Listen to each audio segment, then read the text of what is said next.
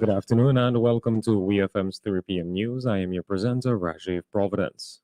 First, on the local scene, following an incident in Georgetown in which a man was apparently resisting arrest even after being placed in handcuffs, there are growing calls for the suspension of the police officer who served what was deemed to be a violent beating to the man.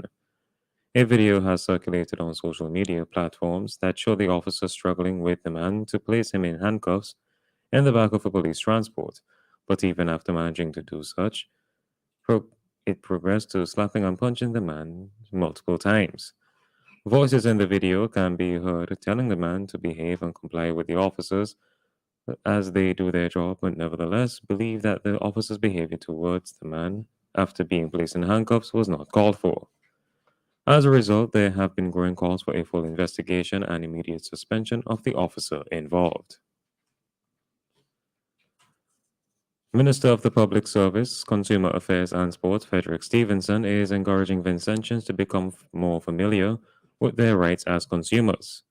His comments came as he spoke at the opening ceremony of an exhibition on Wednesday, March 15th, 2023, held in commemoration of World Consumer Rights Day at the Ministerial Building Car Park.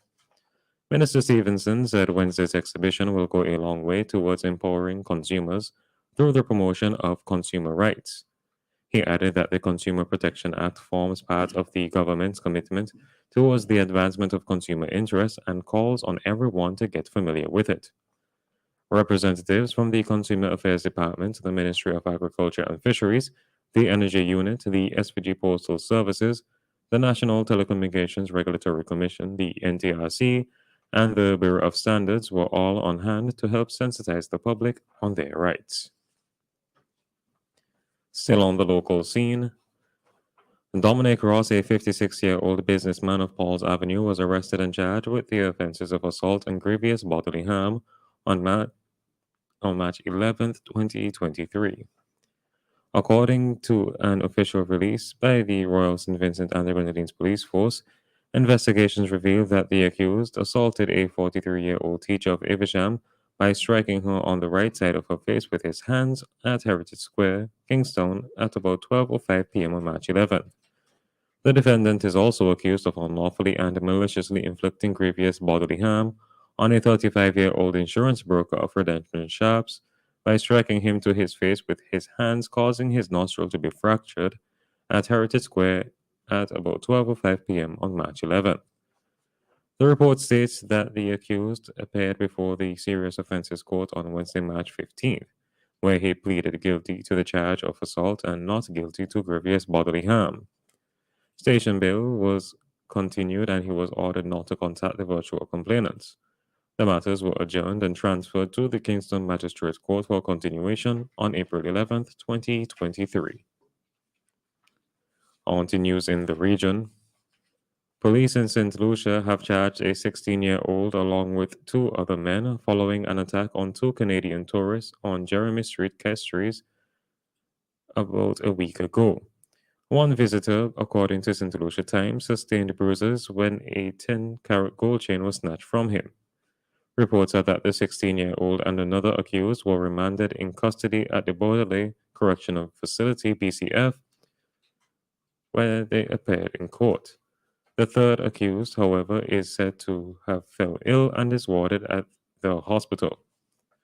The president of the St. Lucia Craft and Dry Goods Vendors Association, Peter Raipers Isaac, expressed concern over attacks on tourists last week and urged the Commissioner of Police to address the situation urgently. Health authorities in Jamaica are still evaluating the continuing effects of the long COVID phenomenon that has left a number of Jamaicans who were infected with the virus vulnerable to certain illnesses 3 years after the first confirmed case in the country on March 10th, 2020. Jamaica's Health Minister Dr. Christopher Tufton, in an interview with the Jamaica Observer, said that there are signs that long COVID has had an impact.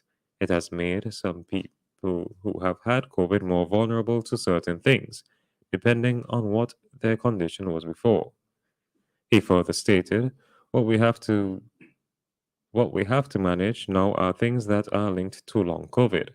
and the extent to which COVID may have created a more vulnerable population based on those who were infected and the side effects, mental health backlogs, that sort of thing. And finally, on the international scene, a report from the UN Office on Drugs and Crime said that global cocaine production has reached record levels as demand increases after COVID lockdowns. The report states that coca cultivation rose by 35% between 2020 and 2021. Data suggests new hubs for trafficking have emerged in West and Central Africa, as well as the uses of international postal services to get drugs to consumers. The global report said, globally, the use of parcel and courier services increased significantly during the COVID related lockdown due to restrictions on passenger flights. It noted a rise in West African countries in the use of well established globally operating postal services, as well as smaller shopping companies used to smuggle quantities of cocaine to Europe and beyond. Overall, the report found Europe and North America are the largest markets for cocaine, followed by South and Central America and the Caribbean. This has been WEFM's 3 p.m. News. I have been your presenter, Rajiv Providence. Join us again at 5:30 for WEFM's Evening News, and we thank you for listening.